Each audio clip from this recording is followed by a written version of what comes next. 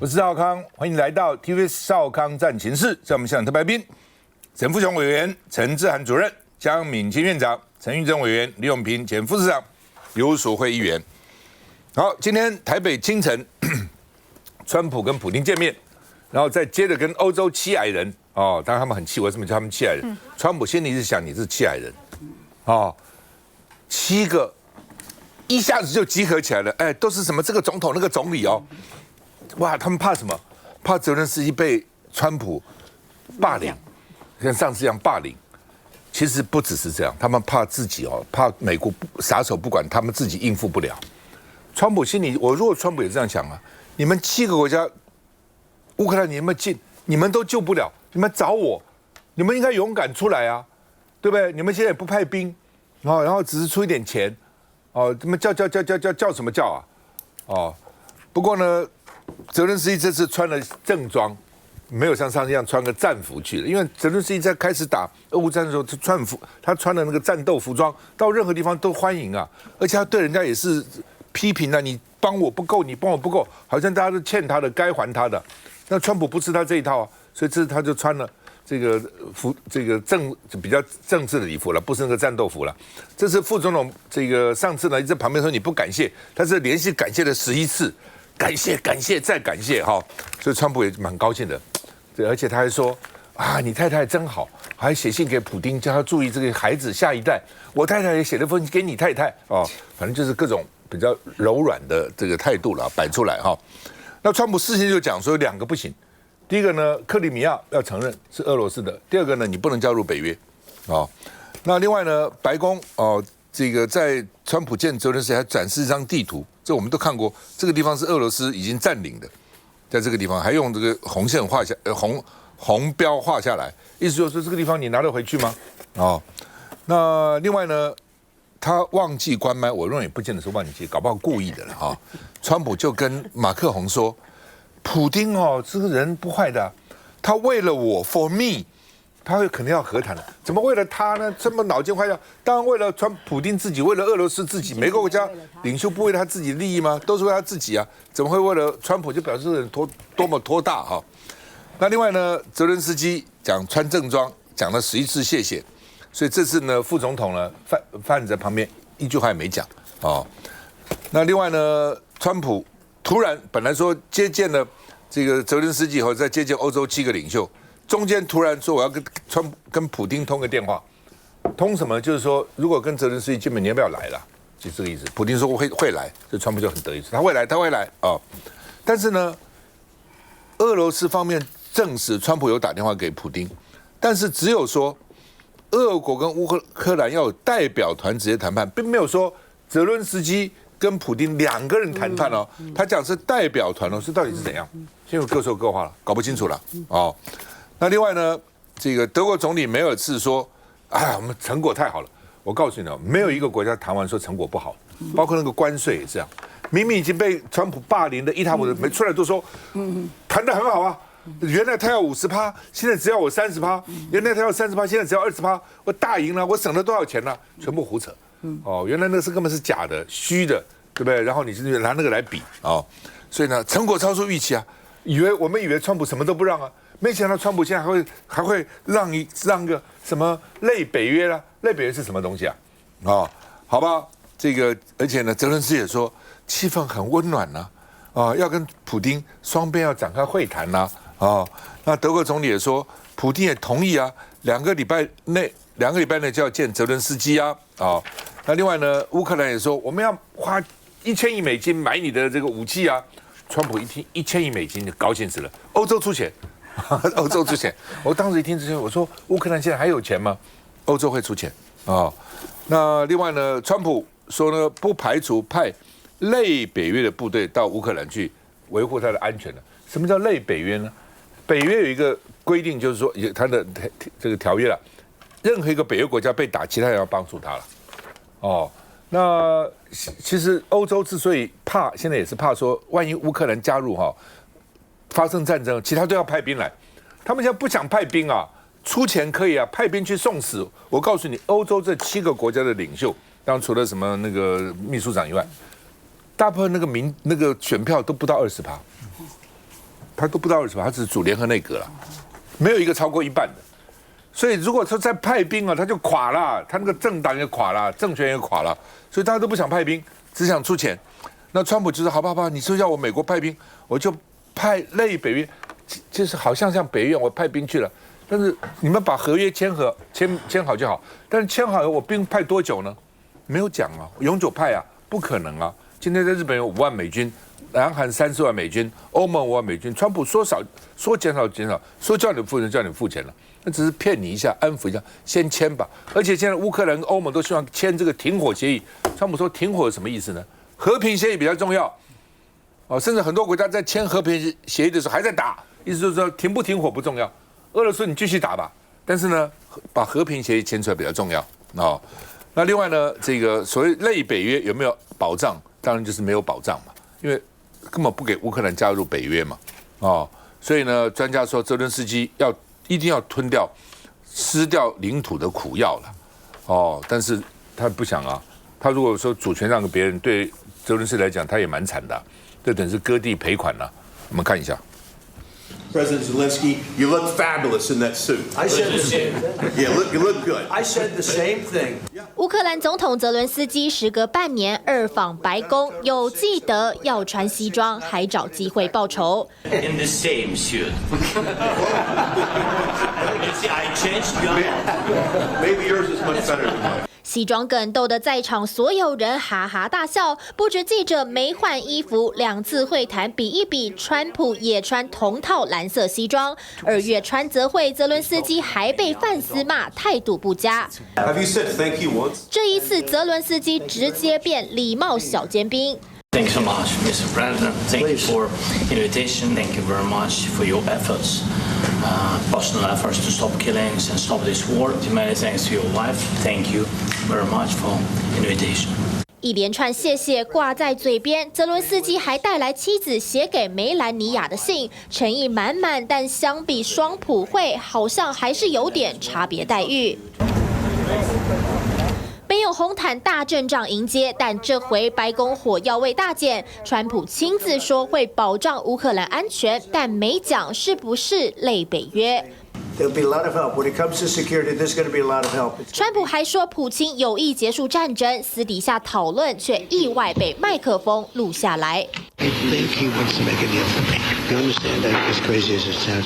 接下来，川普将准备美乌俄3方会谈，但克里姆林宫态度似乎不太乐观。今天，川普说，再过1-2个星期就可以知道是不是能结束这场战争。但到目前为止，普京的态度显示，他不愿意停火，他没有打算放弃或妥协。川普想当和事佬，但目前情况距离乌俄和平恐怕还有一段距离。那老师怎么看？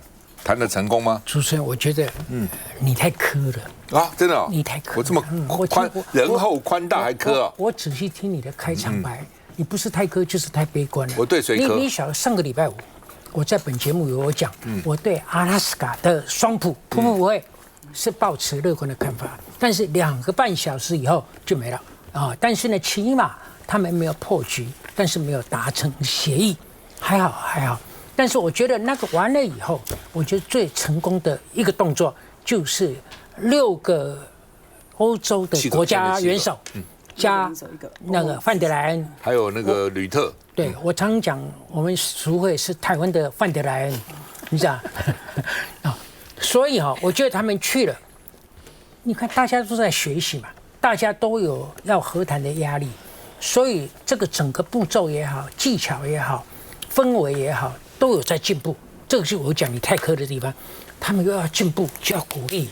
你怎么作为一个旁观者还那么苛啊？所以我觉得他们7个元首、6个元首加一个秘书长去了，起码第一点在表面上没有让川普难看啊，没有把他逼得说，国龙来啊，你出这年比赛，他们都给他面子哈，因为反正他们七个国家。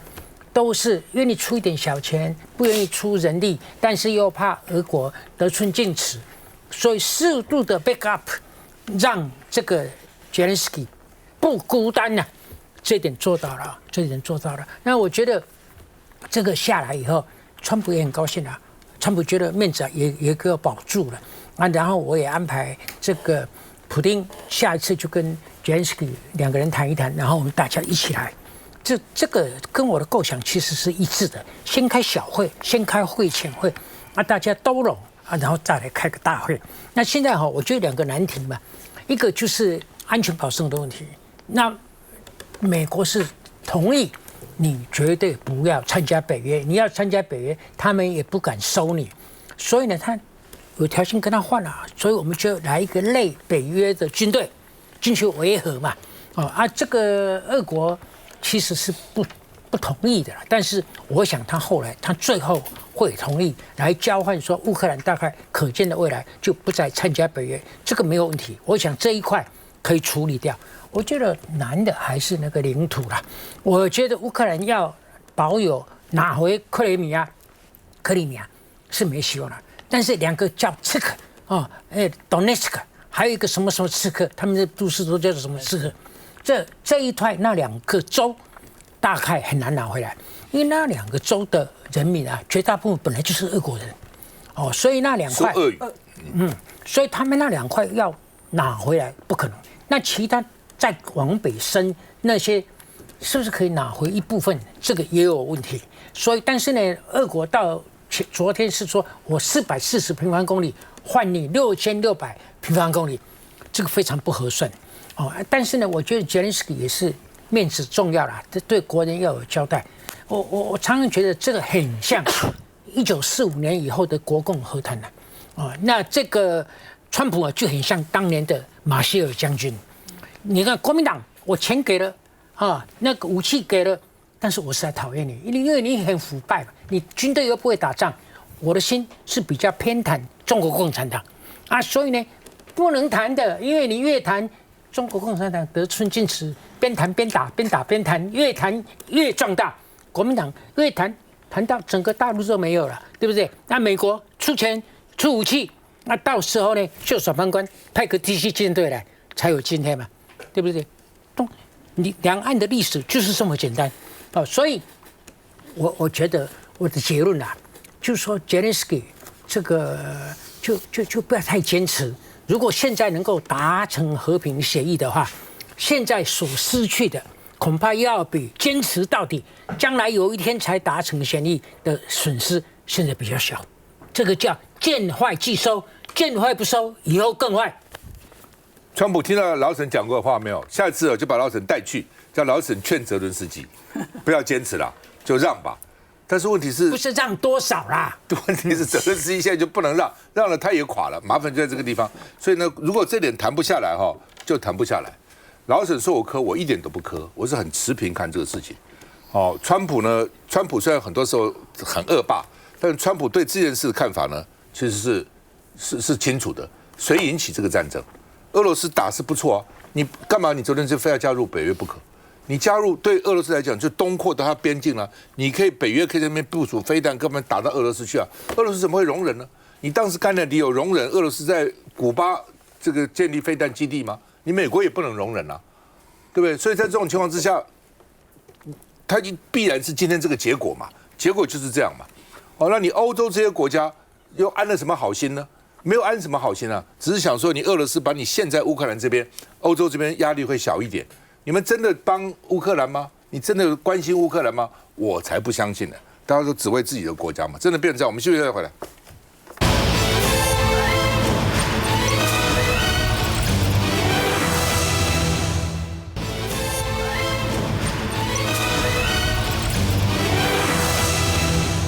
好，那么今天当然最重要的一个新闻呢，就是川普、泽连斯基、欧盟欧洲这些国家他们的会晤了那到底能不能促成俄乌的和平大家很重视。那乌克兰现在最需要就赶快停火，赶快停火。欧盟也是赶快停火，先停火再说。但是呢，显然普丁反对，而且在谈之前拼命炮轰，发动10几万的部队去打所以川普今天说，停火协议不重要，和平协议比较重要所以呢，他们意思就是说呢，停火不停火无所谓，和平协议签下来比较重要。那但签得下来签不下来就看条件了。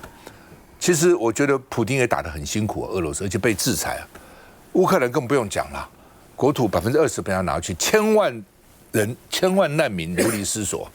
俄罗斯现在死伤号称外面说100万死伤了，不是全部死，有时受伤啊等等哦。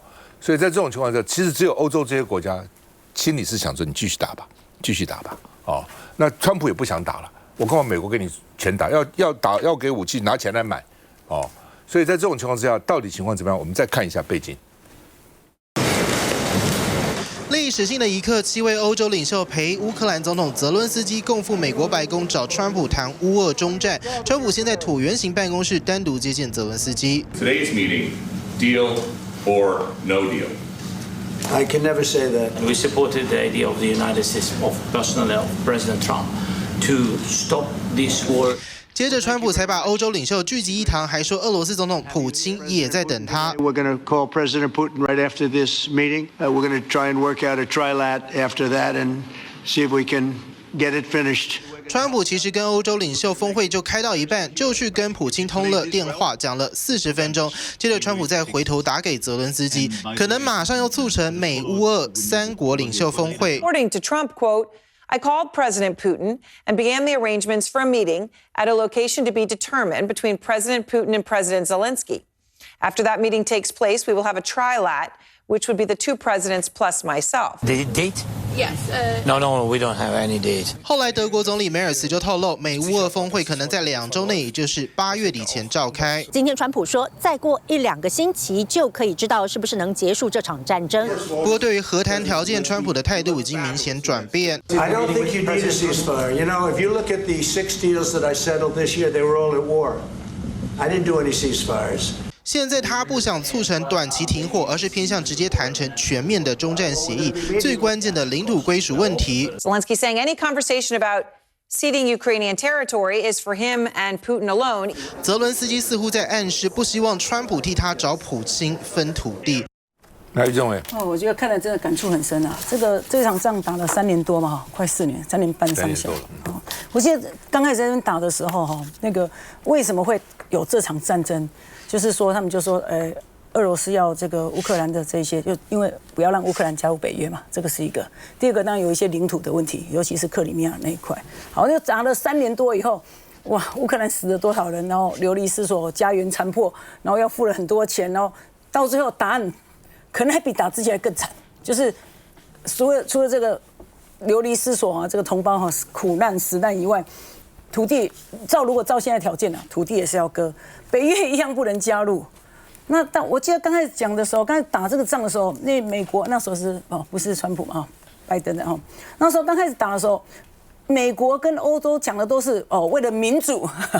民主同盟为了这个什么什么，反正很多比较冠冕堂皇的理由他说那我们给你出钱，好像我们是你。我觉得泽连斯基当初会那个乌克兰总统会一直坚持，也是因为当时他觉得后面的那个 support 很强了，就后面大家好像很挺他，结果现在我觉得整个猪羊变色，所以川普是一个很会谈判的这个领袖。你看他故意，我觉得这是故意的，故意在跟7位欧洲领袖谈判的时候。那放下来，我去跟这个普丁讲话。就是说，这个是故意的，这谈判就我没有，你们怎样没有很重要，那我就是可以解决这个事情。就是他就是他是 leader 嘛。那最惨的就是这个，我看了后这样真的感触很深。我们不要看说好像欧洲很远很远，觉得说哇，那这个台湾嘛，就会想到自己啊，就会想到说这个我们也是有努力在买武器啊，但我们的地方很小。你看川普他说的那个什么话，说你们就是比较小啊，人家就是比较大啊，这个是他的心态嘛。那他上次是还羞辱这个泽连斯基，那时候大家也看不下去。所以如果没有必要战争的时候，和平不到最后关头，绝对是不要放弃和平。因为打了一圈回来以后，你会发现，其实你可能失去还更多，一定是失去更多啦。就算你跟战前一样，就是也要割那些土地，也要这个土地，也要这个，就是才死了很多人啊。这个是一代一代没有办法磨灭的一些伤痛了。所以看了以后，所谓欧洲国家、欧美国家在讲这一些什么高大上的那些东西，所以大家其实也要好好的想想，台湾人也可以好好想想。不，基本上就是了就是说，这个很多事情开始容易结束很困难的，战争尤其这样。你要结束个战争怎么结束？要不然就是完全无条件投降，要不然就是割地赔款，哦，你自己看看战争怎么结束？二战以后德国多惨了，日本多惨了，哦，就是任何事情，就是说你不要轻启战端，你一旦宣布开战很容易啊，怎么结束？怎么收尾？哦，这个非常困难的哦。你不要说别的了，我们常常讲一句话，叫做“久病床前无孝子”。连自己的爸爸生病，孩子开始很孝顺，叫他每天去服侍，他都不愿意。你打这个仗，而且为外国打仗，他能够撑多久呢？美国没有耐性，不是只对战争，他连个公司都要看什么月报、季报、半年报、年报，做不好 CEO 赶快滚蛋啦！他对自己都是这样，他不是对你这样啊！你自己看，俄乌战争打到现在，美国换了几个国务卿，俄罗斯还是那个什么拉夫罗夫，还是他，就他在这边搞，哦，所以你在这种情况之下，你换来换去，对不对？开始很容易，开一个公司多容易啊！存款存好了，进步的，你要结束公司多困难啊！要清算，要会计师、员工。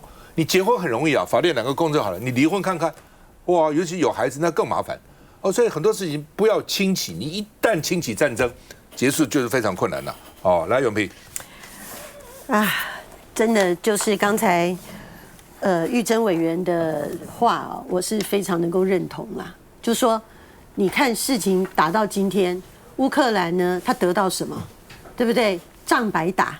人白死，然后痛苦白白承受，然后你当时想要的诉求什么都达不到，那这个关键在哪里？关键是因为早早的俄罗斯就已经告诉你红线在那里了，你要加入北约就是我不能容忍的事啊。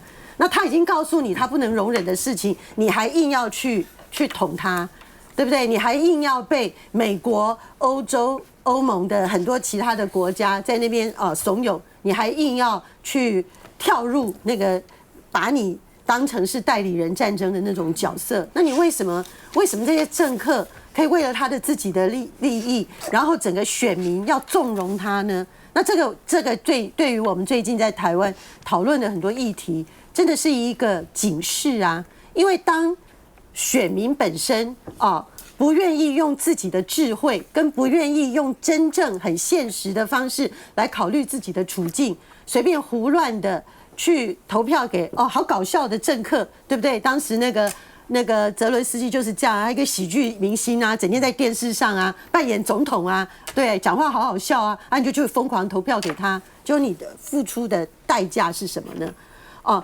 而更惊人的是，当时乌克兰决定做这个决定，然后呢，知道是红线，还硬要去踩的时候，他那时候不知道俄罗斯比他的军力强很多吗？不知道俄罗斯人多他很多吗？不知道俄罗斯是一个核子武器的大国吗？他通通都知道啊，通通都知道啊，然后他还要这样子去做啊，所以就这件事情，我是真的觉得说。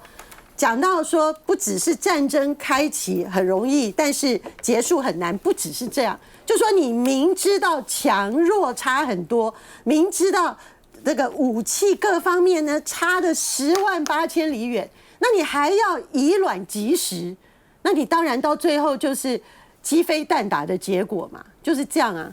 那这件事情从开战的时候就已经注定的，那到了今天，我们只是觉得。对于无辜死亡的那些人觉得很难过，流离失所的人觉得很难过然后一整代的人的机会还有财产的丧失，真的是非常的难过。但是你今天到底该怎么办？他如果不低头坦白说，乌克兰这个时候他如果不低头，不认了当初错误决定的。这一件事情，这事情是不能解决的。当然，乌克兰其实很了不起，我还蛮钦佩他的。这样的悬殊能够撑3年多哈，而且俄罗斯原来以为像克里米亚一样，第一天这个乌克兰就投降了，没想到乌克兰不肯啊，克里米亚丢了，现在不肯继续打，搞了3年多，那个战斗性是很了不起的，但是没办法，形势比人强嘛这个没有办法，反正就是战场在哪里，那个地方就蛮悲惨的。其实就这样，来这。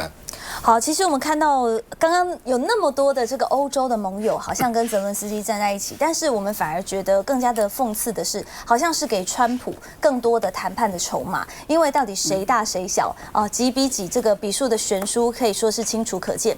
那刚刚几位来宾其实都说到一个非常重要的重点，这个战争打了3年多，而且在6、7月份的时候，其实是进入战况最为惨烈的状况，因为呢，俄国是发动了大规模的空袭，造成了非常非常大的死伤，而且呢，泽伦斯基现在在国内也面临到他自己国内很多的人民齐聚在反他，因为呢，他去调整了里头的一些的这个一些的机构，然后呢，让人民觉得说，其实在走回头路，所以呢，他可以说是内外内外夹击的一个状况，对他来说处境非常非常艰困。